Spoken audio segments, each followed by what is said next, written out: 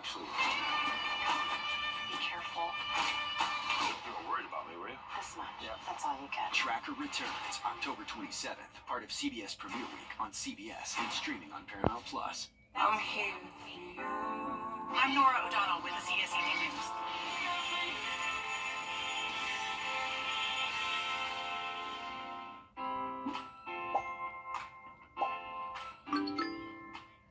When you visit or work with Parker's Kitchen, your support makes a difference. You've helped us rank as Best Workplace in America. None of this happens without you. Thank you. Live from Augusta, you're watching News 12, live at 5. Well, more dangerous heat and the chances for summer showers and flooding continue this evening as we look towards another wet weekend. Good evening, I'm Wrdw. And I'm Meredith Anderson. First Alert Chief Meteorologist Riley Hale joins us now from the Weather Center. Riley, we say it's either the storms or the heat this time of year, but right now, I guess we've been dealing with both. Yeah, very hot and humid out there. Thanks, Riley. Happening now, South Carolina's tax-free weekend is underway. From now through Sunday, qualifying items like school supplies are exempt from the state's 6% sales tax as well as local taxes. So that means it's the best time to save money if you still need to do some back-to-school shopping. I know a lot of you do. Your Kennedy Payne is live at 5 at the Target on Whiskey Road in Aiken. And Kennedy, have you seen a lot of shoppers today? Yeah, guys, I have seen a lot of shoppers. It's very hot out here, but that is not stopping anyone from coming out. It wasn't as busy earlier today, but I think once everyone's kind of getting off work, they're getting their shop on. But they have 72 hours to take advantage of South Carolina's annual tax-free weekend. Shoppers can purchase specific items like backpacks, blankets, clothes, and computers without the statewide 6% sales tax. This comes just in time for Richmond and Columbia County schools to start back on Monday. Many people told me they weren't aware that it was tax-free weekend, but now that they know, they'll be leaving the store with more than they planned. One shopper I spoke with says they waited until today to shop for their son's school supplies. Actually came yesterday and then saw the sign, so we came back. It takes off a good bit, so it helps. Drives footwear and towels, and we'll hear more from shoppers and what deals they plan to take advantage of on News 12 at 6 o'clock. All right, thanks, Kennedy. If you could save money anywhere, it's the time to do it is right now with tax-free weekend. Oh, yeah. I waited to buy supplies until this weekend just for that very reason. Thanks for that, Kennedy. And remember, this tax-exempt deal does not apply to everything. Things that do qualify are things like school supplies, computers, diapers. Those do qualify. Sleepwear, shoes, purses, and handbags. Items that are not exempt include smartphones, furniture, mattresses, sports equipment, cleaning supplies, jewelry, cosmetics, video game, and game consoles. We have a full list of what is and is not covered by this tax holiday on our website, wrdw.com. Well, Fulton County judge denies the motion to remove 2 state prosecutors on the YSL trial involving rapper Young Thug. The new judge presiding over the case has spent much of her time ruling on motions instead of hearing testimony from witnesses. Now, this comes after the defense filed a motion to have the 2 prosecutors dismissed because of 2 private meetings they had with the former judge without the defense knowing. A judge was eventually removed from the trial. Now, the new judge still has to decide on a mistrial because of the private meetings. Jurors are expected to return to the courtroom sometime next week. Georgia needs poll workers, and some counties are Responsible for the content of this advertising.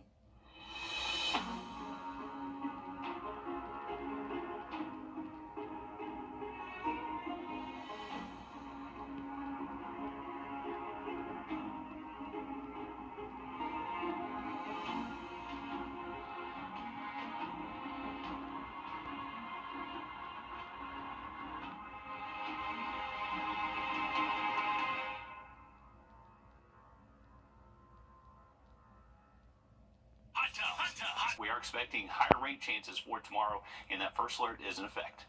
All right, thanks, Riley. A South Carolina mother says a hacker stole and sold her tickets from her own Ticketmaster account. Now she's sharing her story as a warning to others on how you could fall victim despite things like 2-factor authentication.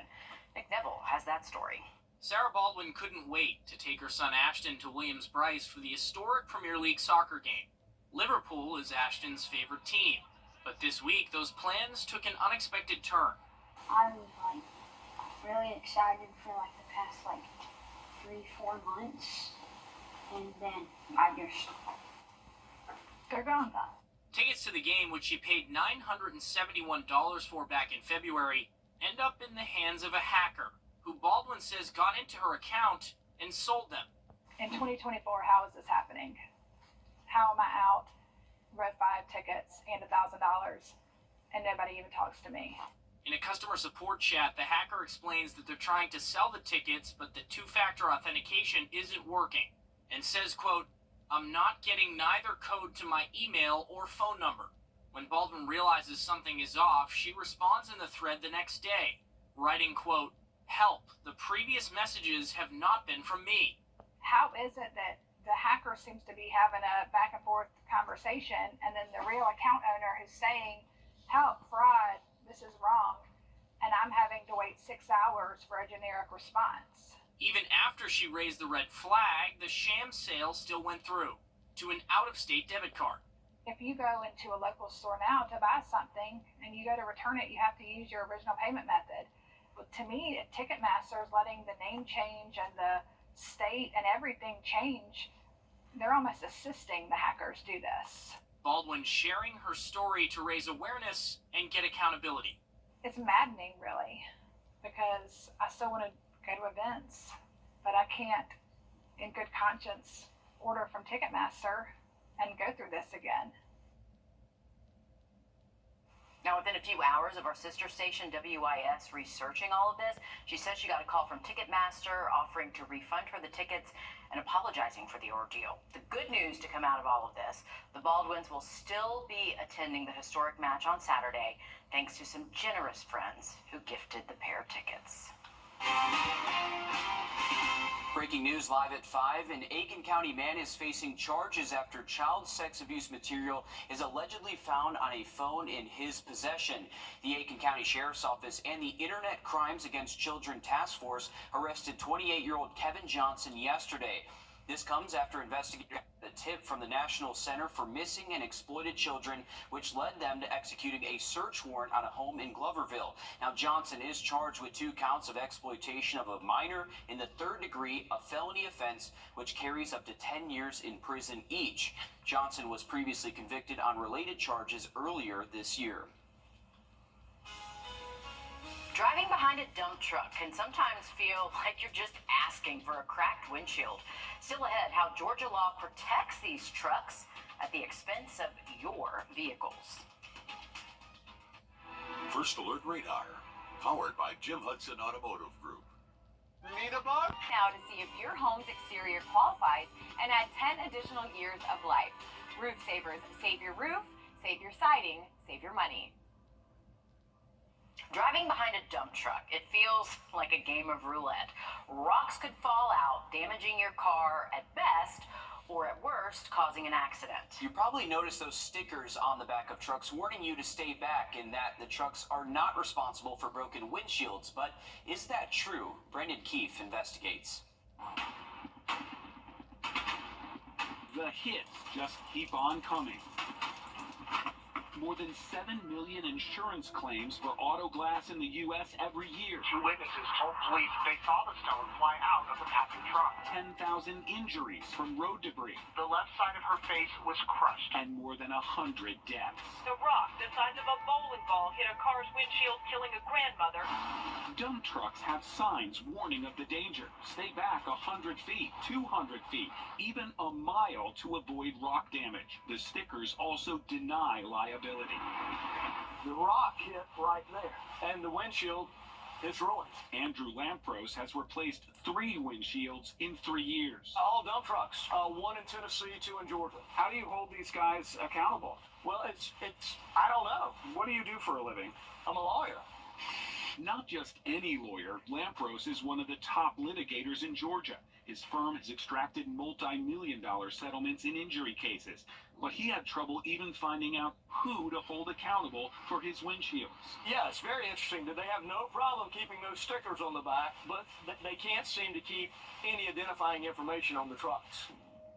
Notice anything missing on the back of these dump trucks? Look again. Where's the license plate? Truck after truck with no identifying information on the business end of the vehicle. These trucks are not breaking the law. They're following it to the letter. They are exempted from having their license plate on the back of the vehicle. Some states require plates on the front and back, but most states that require only rear license plates for the rest of us allow dump trucks to put them on the front instead. Ironically, it's because they haul rocks and debris that could damage the license plate. And of course, if something comes off the back of the vehicle and hits your car, having the license plate identifier on the front of the dump truck doesn't do you a lot of good. Stop. Let's rewind that back and take a look at where the rock came from. If it came from the road and the rock was simply kicked up by the truck's tire, it's not their fault. You'd be responsible for the cost of replacing it. But not all rocks are the same. If the rock fell off the truck, even if it bounces off the road and then smashes your windshield, the driver or the company could still be held liable, no matter what that sticker on the back of the truck claims. Yeah, the rock came through, hit dead center of the windshield. Sounded like a gunshot. Jamie Hurley was lucky, or so he thought, Can I get your ID? because the driver of the Forsyth County dump truck stopped and called police. We get like a couple of these every year. Even with evidence of asphalt leaking out of the truck, Hurley was forced to pay for the windshield himself. $2,700. Obviously, a lot of the windshields now have a lot more bells and whistles. This isn't really an accident, so we don't really decide whose fault it is. We're just going to document that he said a rock came out of your truck, you said you're hauling asphalt. I learned a lesson. 39 states, including Georgia, require a tarp or cover on dump trucks, but some barely cover the load. What you do see on the road is these lightly loose loincloths. Attorney Andrew Lampros found a solution, and it's not in any law book. After the third one, I decided it was time to spend $125 and get a dash cam. And that's the big takeaway. Get yourself a dash cam. They're cheaper than a windshield. They're even cheaper than the deductible on most comprehensive insurance policies. And check with your insurer. Your policy may cover windshield replacement at low or no cost, or not at all. And windshields are the #1 auto insurance claim. More than 7.5 million claims are filed for auto glass every year, according to the Insurance Journal, with 80% of those claims for windshields. Riley. Crazy story right there. Got to watch out for those rocks flying by. We are looking at a wet weekend outlook. We are anticipating the threat for maybe even some flood reports on Saturday, which is why we have issued a first alert. I'm going to look at the forecast just after the break. And we're back. You're listening. We're sunny right now, but we'll have a look at those high storm chances this weekend in just a bit. All right, thanks for that, Riley. A heartbreaking photo of an emaciated dog in Grovetown catching a lot of attention online over the past 24 hours. A warning, this story is tough to see and to hear as well. Earlier today, a judge gave the go-ahead for Columbia County Animal Services to step in and impound the dog you see here on your screen. It raised a lot of questions on social media, like how things managed to get to this point. Your Sydney Hood is live at 5 in our social media center with more. Sydney. Well, we've gotten a lot of calls about the dog you see in this picture, and as the shares and comments started piling up on social media, so did the phone calls and emails to us. We now can confirm the dog right here has been impounded and taken to a local vet. This comes after a judge signed an order to seize the dog, who goes by Angel. Grovetown police say back in May, a city employee came to them to report they observed the dog in poor condition. Then the following day, they got another call about the same dog. Now, fast forward to last night, Grovetown police responded to the house and say the dog showed no signs of obvious physical abuse or trauma. The owner told police Angel started losing weight back in October, and according to a court order, the dog's owner was cited back on June 6th for not taking care of Angel. The dog was seen by a licensed vet on June 13th. The vet recommended additional appointments and follow-up care, all of this catching the attention of neighbors who say they just want the dog taken care of. I seen the dog, and I was like, this is something has to be done. When I called the non-emergency number, and they said that they were sending somebody over, I sat in my car and like where the dog was, and I sat there and prayed over and over again that somebody would save this dog. Again, many of you reached out to us asking for us to step in, and that made us want to look deeper into what resources are out there if you ever come across an animal in a situation that concerns you. We'll break down what those steps look like for you coming up all new tonight on News 12 at 6 o'clock. And this post has reached far and wide. Honestly, at the beginning of our 5 p.m. newscast, I got a text from my sister in Charleston with a screenshot of the post saying, hey, have you heard about this? Can you help this poor thing? And she has not been paying attention to any news in Augusta for the past 24 hours. Exactly. So it really has reached other communities. Yeah, the original post just blew up on social media. We started getting those calls, those emails from really all of you guys. And then we've heard as far as Savannah as well. So this is reaching far and wide. And Meredith, you were looking up different laws and ordinances in several of our different counties, the tethering laws and what's allowed and what's not. Yeah, depending on where you live, the laws are very different. And we will talk about that coming up all new on News 12 at 6 o'clock.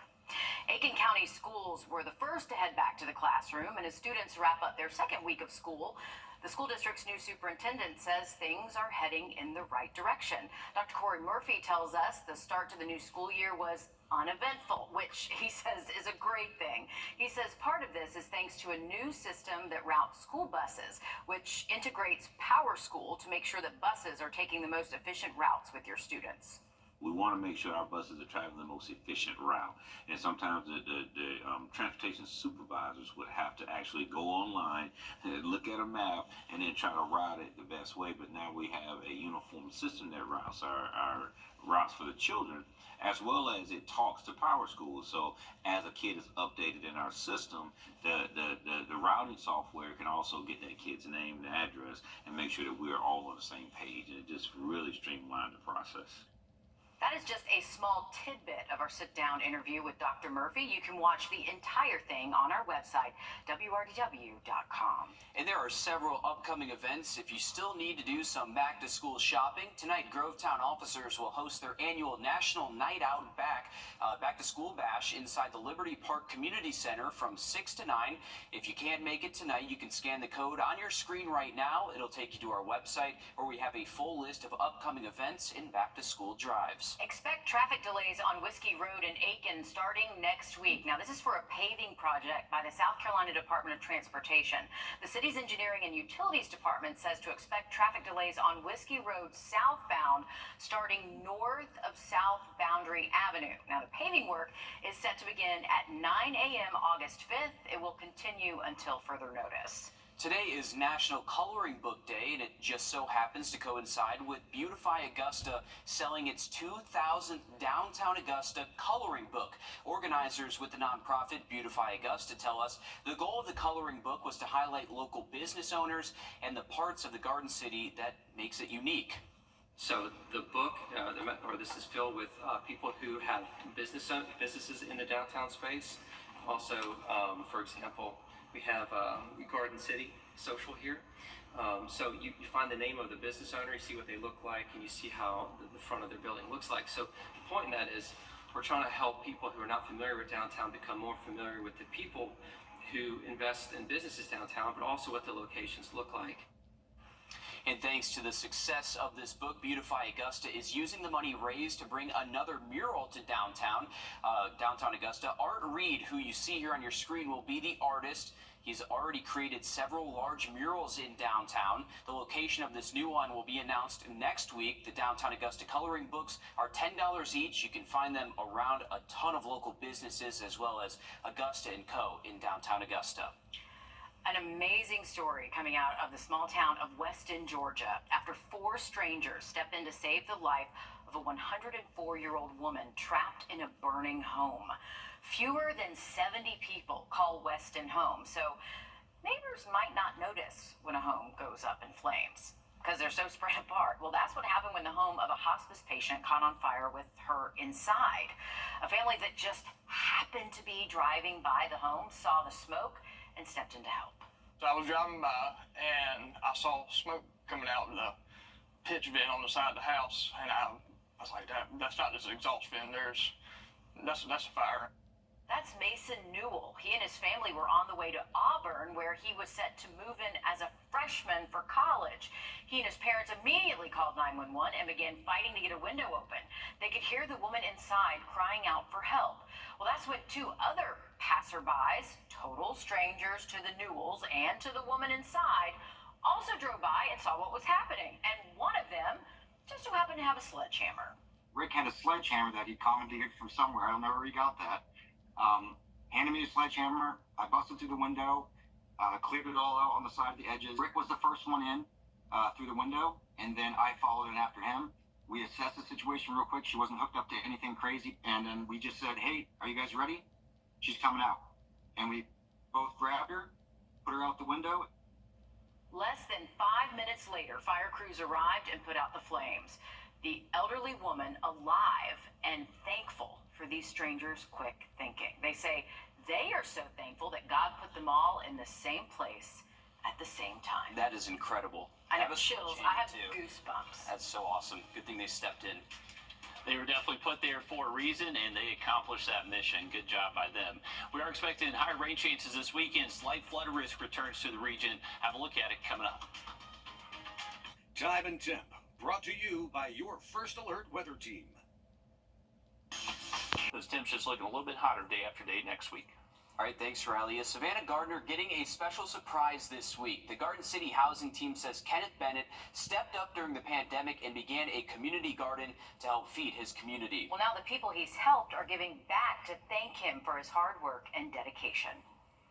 This was from last year. Garden City has a total of 6 community gardens, but we have only one person that has been volunteering to keep up the gardens, and his name is Mr. Kenny. Mr. Kenny is our master gardener, and he's from Jamaica. So he's the one that has been revitalizing this one garden here that we call the Garden of Eden. He saw us basically struggling to keep this garden going, and he one day just came and said, "Do you need help?" And we were like, "Oh my God, yes." And so he just started helping.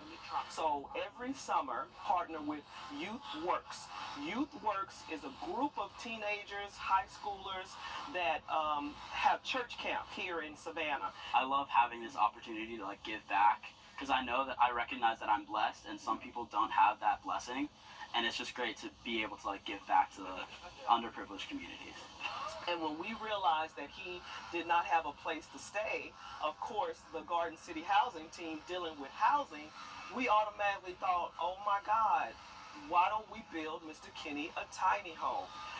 So Mr. Kenny, what I have been trying to hold down is the fact of us trying to bless you with a tiny home. Yeah, a tiny home on the lot for you to enjoy the garden. Oh, great. Yeah. The saying, Jamaica wonders never cease. Yes.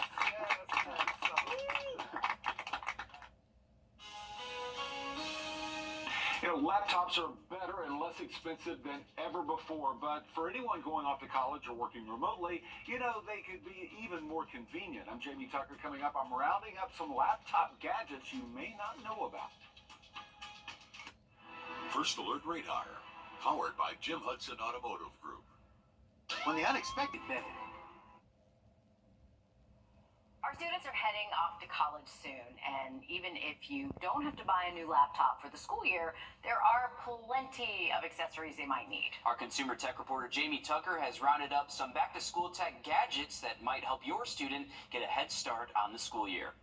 What the Tech, sponsored by Augusta Preparatory Day School. Here's the thing about new laptops. In their quest to make them thinner and lighter, manufacturers got rid of some of the things that we really need, like ports. This MacBook Air has just 2 USB-C ports. Can't do a whole lot with those. So there are some tech accessories if a laptop is your primary computer that you really need. An external hub is essential. This one uses just one USB-C port to add connections for 3 standard USB, SD, and micro SD cards.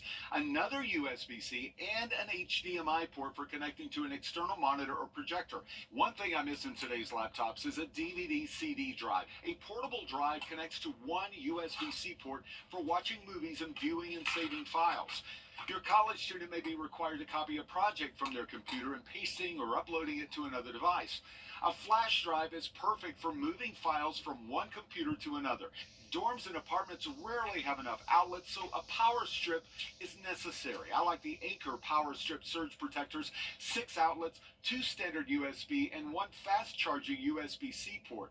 And these laptop stands will prevent back and neck pain by raising the laptop to eye level. They will need to use an external keyboard with those. This Bluetooth keyboard from Logitech connects to 3 devices, which can be switched with just the touch of a button. And you can add a Bluetooth mouse as well. You can find keyboards and mice bundles for under $30.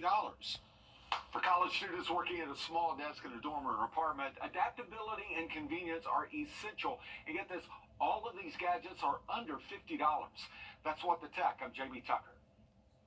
College football is just around the corner, and if you paid attention last season, the CSRA sent dozens of athletes to go play at the Division I level. As Alyssa Lyons tells us, they're now settling into their new digs. Alyssa. Yeah, one of those big names, Braylon Staley, out of Strom Thurmond and previously Aiken. He is now traded in Rebel Red and Blue for Tennessee Orange. One of the last times we talked to Staley, he said he chose UT for their developed wide receiver room under Coach Kelsey Pope. While Staley's resume speaks for itself, Pope speaks volumes in the SEC. Under Pope, over the last 3 years, Tennessee has broke 13 single-season records, has had the #1 scoring offense, total offense, and now inside that room, it's easy to see why it was such a magnet for one of the CSRA's best receiving products. He's young. He knows us. He knows how to coach us. It's really good. Just coming in the room with people, just the receiving room we got. All of them got high energy. So just coming in, just everybody bringing the energy in. And it just build off one another, and everybody just keep on the same path. So far, he says he's really liked the challenge. He's been going up against Boo Carter and takes a lot of advice from wideout Brew McCoy. All right, thanks for that, Alyssa, and best of luck to him on the upcoming season, even though he is on Tennessee. Hey, we do have a little bit better rain chances heading our way this weekend. Stalled front in place. We'll have a look at that forecast for you just after the break. The back-to-school sales event is... Welcome back, folks. Here's a look from downtown Augusta. A hazy view out there. It's been very hot this afternoon, but luckily our humidity's actually gone down a little bit today throughout the day. Our dew points were actually close to 80 this morning. They've actually gone down to the upper 60s today, so we've really just seen our feel-like temperatures kind of hold steady throughout the day as the temperature's gone up and the humidity's gone down. But right now, our radar network showing mostly dry conditions if you are heading out this evening and tonight. This really skinny line you're seeing on radar, that's rain-cold air pushing in from storms earlier today, and that could be enough to maybe pop up one tiny little shower. This is what our model's showing here through at least around sunset. I'd imagine most of us do stay dry if you have Friday evening plans. It's going to be tomorrow afternoon and tomorrow evening. You have to keep an eye to the sky, and I'd imagine we do have a much better opportunity to see some wet weather across the area. There is going to be that low flood risk, so just a heads up for flood-prone areas. Looks like those rain chances should linger only up until close to sunset heading into tomorrow. Now, once we get into Sunday, there's going to be the continued chance for some storm activity out there. And as we head into early next week, that's when we're expecting the potential for maybe that tropical system to be just off the coastline. So that would be getting close by Monday and Tuesday next week. Right now, we're not expecting significant impacts from it, but we're going to keep a close eye on it. It looks like that will help keep our temperatures just below average, so at least Tuesday. Looking forward to it. Thanks, Riley. Stick with us. Much more news, weather, and sports coming up after a short break on News 12 at 6 o'clock.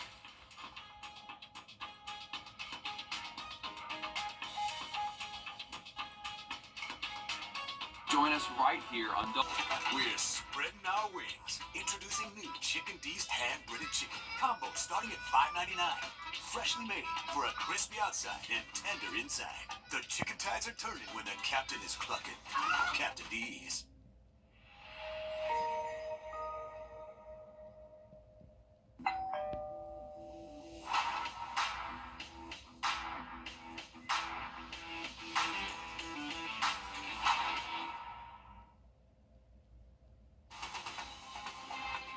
Live from Augusta.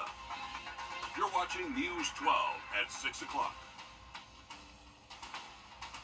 Get ready to save some big bucks. Tax-free weekend returns to the Palmetto State. Good evening, I'm Zana Halliburton. I'm Richard Rogers. Good to have you with us. First up, though, heat advisories in place for most of the entire area. That's right, and it really is just so hot outside. Riley, you say rain could give us some relief this weekend. That is the plan, Zana. It looks like we are going to have a little. Thank you, Riley. Pictures of an emaciated dog in Grovetown sparking outrage on social media, and within the last couple of hours, Columbia County tells us that dog has been impounded and is in the care of a vet. Your Sydney Hood went digging to see what your options are if you spot an animal that looks like it needs help. And we want to warn you, the next image is tough to see. This right here is the photo of Angel that's catching the eyes of hundreds across social media, and several of you even brought this to our attention, and it made us look into what you can do if you want to help or if you ever find an animal in a situation you think is concerning. While walking in the neighborhood on a lunch break, I seen the dog and I was like, this is something has to be done. Kayla Newman and her mom snapped a picture of this dog named Angel. Without all the people comments and God himself, this wouldn't have happened.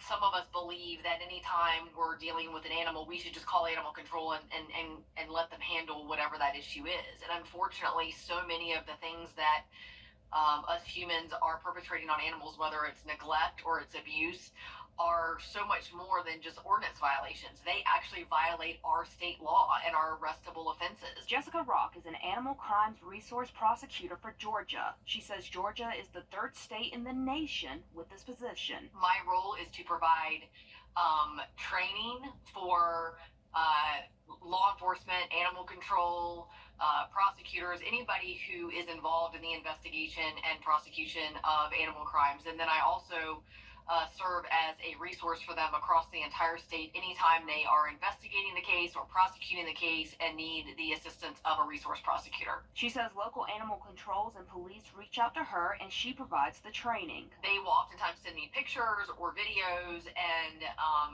tell me what's been done so far, and then ask me to kind of assess the situation in terms of, you know, maybe it doesn't rise to the level of the state law and maybe they need to look at citing something under their local ordinance. Or if it does rise to the level of the state law, what's been done? Have the owners been contacted? Now, Rock says she has worked with local agencies in our area, but says those trainings that she does with police and animal control are the key here. Now, as for the owner, according to Columbia County, she's not facing any charges. We're just glad that animal is getting help right now. Sydney, thank you for the update. You know, different counties have different laws when it comes to even being able to tie a dog up outside in the first place. Your I-Team's Meredith Anderson spent the day digging into tethering laws. And Meredith, when it comes to our biggest counties, it seems Columbia County has the least restrictions. And by a long shot, that's because Columbia County does not place any limits on the amount of time a dog owner can keep a dog chained up outside. Now, there are a few regulations, though.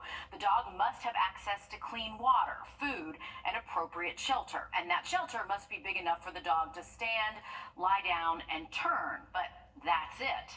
In Aiken County, dogs can be tethered, but only for a, quote, brief period of time necessary to complete a temporary task. The ordinance specifically states that brief period can only be 4 hours or less. And during that time, the dog must have access to adequate water, food, and shelter based on weather conditions. The tether also has to be at least 15 feet and have a swivel that allows the dog to move in a circle. If you're using a trolley system, it has to be at least 20 feet long and 3 feet above the height of the dog. The dog cannot get tangled in it, and they must have access to shelter. There are collar requirements too. For example, pinch and choke collars are not allowed when a dog is tethered. And dogs under the age of 6 months or those that are sick or in distress, they are not allowed to be tethered at all. The same goes for a female dog in heat, which needs to be inside or in a secure enclosure.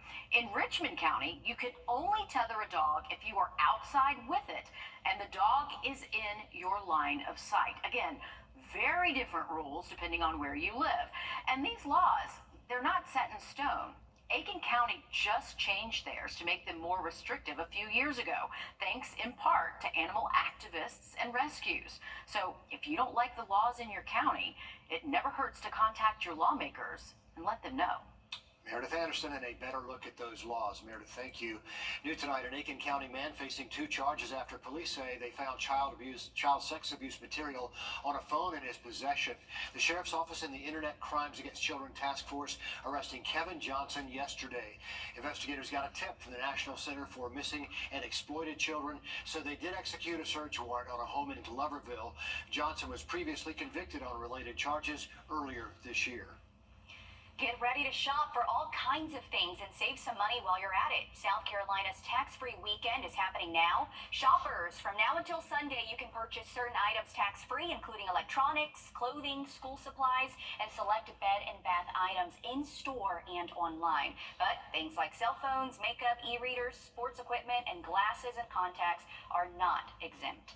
Your Kennedy Payne joins us live from the Target in Aiken. And Kennedy, have you seen any long lines yet? Yeah, I have actually. Now that I think a lot of people have gotten off of work, they're here to kind of just get their shop on. Earlier today, it was still busy, but not as busy as it is now. Some shoppers I spoke with actually said that they didn't know it was tax-free weekend, but like I said, we do see a lot of traffic coming in and out of these doors now. And of course, you know, like I said earlier before, these school supplies are really important to some of these moms this weekend. And one mom I spoke to said she's taking advantage of this tax-free weekend by stocking up on all of her son's school supplies. Shop till you drop. The pesky 6% sales tax at checkout on pause this weekend in the Palmetto State. Not for everything, but for back-to-school shoppers. We actually came yesterday and then saw the sign, so we came back. Michelle Deere says she's grabbing all of the essentials. Pencils and paper and just some back-to-school supplies, maybe some clothes, shoes. Other shoppers didn't know about the discount until they spoke with me. I know now, and I'm excited. Marilyn Shackelford said she came in the store for storage bins, but will probably leave with more now. Well, I have 2 granddaughters, one 8 and one just turned 12, and school supplies are always something that I'll pick up after. One Target employee says they've already been busy. It is pretty crazy. So I'm in charge of restocking all the shelves, and the numbers are not going down. So that's a good thing for us, bad for me. But yeah, it's been pretty crazy. And when he gets off work, he'll be doing a little shopping himself. And to see a full list of qualifying items, you can head to our website at wrdw.com. Always an exciting time when you're shopping back to school. Certainly it's going to be busy this weekend, so if you are going to head out, get there early. Thanks, Kennedy, for that. It's also officially Dr. Corey Murphy's first full week as Aiken County Schools' new superintendent. Dr. Murphy says the first full week was uneventful, which is good news, but we did ask for his thoughts on this new modified schedule. Change is difficult for everyone, so there's always kind of a bell curve. You have some parents that are vehemently for it. You have some that are vehemently against it, but you have a vast majority in the middle who was like, just let me know the schedule. All right, and so as long as we got the schedule out to a lot of the parents, when we poll them, they seem to make the adjustments fine. And there's still some folks that prefer it the old way, but there's still some folks that say, hey, we don't ever want to go back.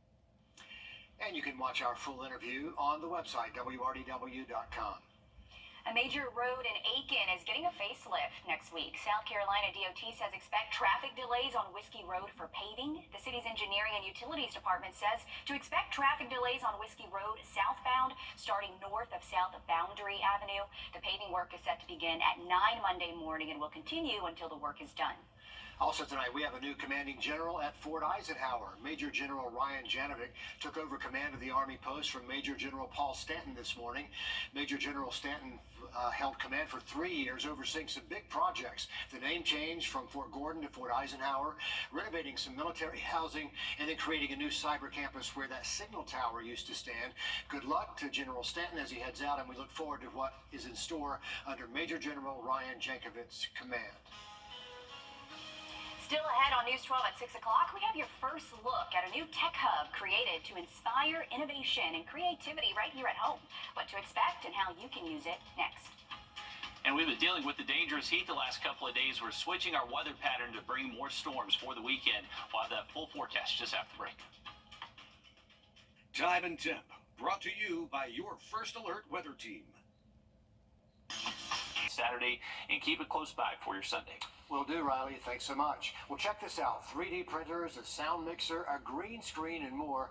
Not at some new studio, but this is the Augusta Richmond County Public Library. That's right. Today, the public got a first look at the new tech hub. I was there as the ribbon was cut and people stepped inside to learn about what you now have the opportunity to use.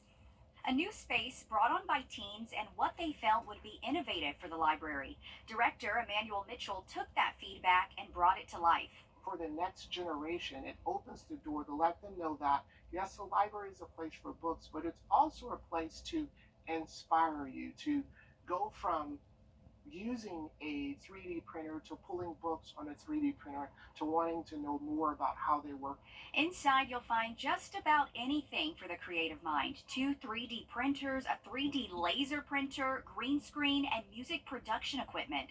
And we also have something for the child at heart, for those that have VHS and no longer can find a VCR. We have now the technology to digitize that onto a thumb drive so those memories from the past can live. Tanya Gibbons says having something like this sets kids on the right path. We don't necessarily always give them the tools, or they don't always have access. So for the library to be that place, and it's a safe space, it's a place where they can come, relax, do what they need to do, but learn and grow and hopefully go off and do great things and then come back to the city of Augusta.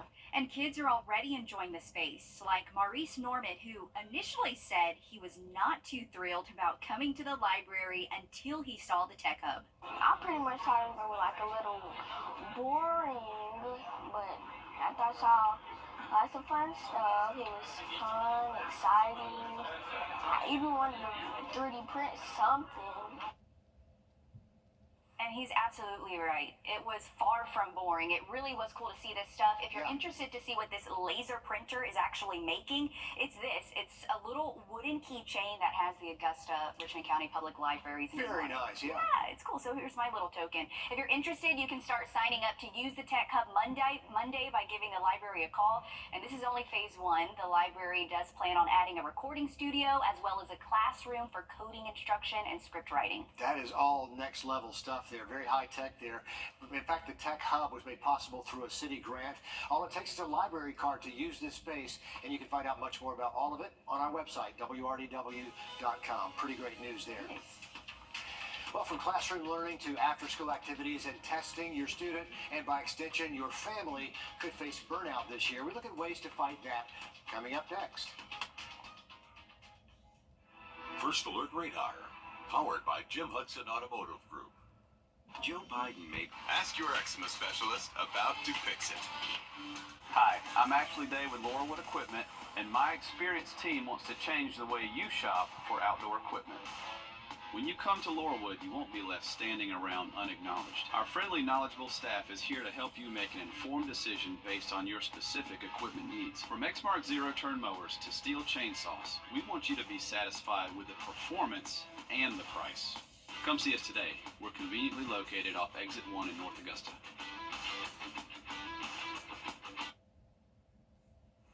It's fair to say that summer vacation is over. That means free days will soon turn into jam-packed schedules for students and parents. So now families are looking to find that sweet spot between academics and everything else. Your Kennedy Payne has details on how to fight burnout ahead of this new school year. It's been a long day at work, the kids need a ride to practice, and you still have to make dinner. If this sounds familiar, you're not alone. Back to school is stressful for kids trying to keep up, but it's also stressful for parents. I eat, but I don't know when. It's like here, there, and I don't know when I sleep. And it can feel like your brain is on constant go mode. I feel like a drill sergeant sometimes, just like, okay, we gotta do this, we gotta do this. Almond says that year-round school has left her family feeling like they are constantly transitioning. Being in school more doesn't seem to lead to learning more. If you don't ever feel like your break is a break. Claire Gardner is a counselor who mainly works with high school kids, and she says they are already stressed. All the things that they have to do with not a lot of instant reward, I think makes it really challenging. Gardner says parents recognizing their own burnout can help their children. I also encourage parents to take time for themselves, like lean on support if you have it, and if you don't, try to find community. She also says if your child's schedule is busy, make sure to focus on things they like. Practice is important, but it's okay to recognize when your kid is burnt out and to say, we can skip that today and we can do it tomorrow. In Augusta, Kennedy Payne on your side. Breaking news just into our newsroom about the Washington County Chief Judge who is under investigation by the Judicial Qualifications Commission on 58 counts of judicial misconduct. The Georgia Supreme Court recommending discipline in the form of a 30-day suspension and a public formal reprimand published in a local legal paper. He also won't seek re-election after 2026. If you forgot, the formal charges were filed on November 16th of 2022 on if he violated the Code of Judicial Conduct. To read the full ruling, we have that on our website, wrdw.com. We'll take a look at our bird watching forecast brought to you by Wild Birds Unlimited. We are expecting higher storm chances tomorrow afternoon. Sunrise tomorrow, 6:42 a.m. and sunset just before 8:30. It is also Friday, which means we're back with our Birding Basics giveaway. Congratulations to Connie Toole from North Augusta, South Carolina. If you want to enter this giveaway, head to wrdw.com and click on the contest tab. Have another quick look at the 7-day just after break.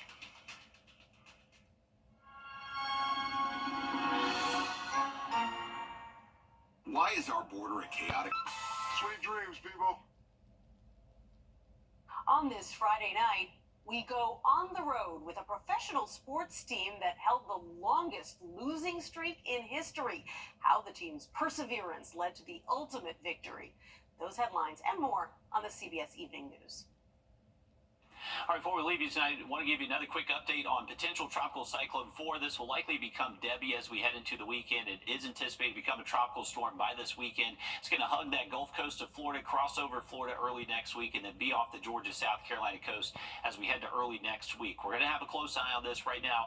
Our rain chances for this weekend aren't directly connected with that. Our rain chances heading into tomorrow and Sunday, mainly from a front that's going to stall out. So heading into tomorrow afternoon, we're expecting storms to be popping up after 2 p.m., and they'll just kind of stay hit or miss across the area as we head later into the evening and at least through sunset on Saturday. So keep an eye to the sky, and we'll have a close eye on that tropical system as we move into next week. Looks like a lot of Florida vacations are about to get wet when that system comes through. Our next live update is the top of the hour over on 26 News. Then join us back on News 12 at 11.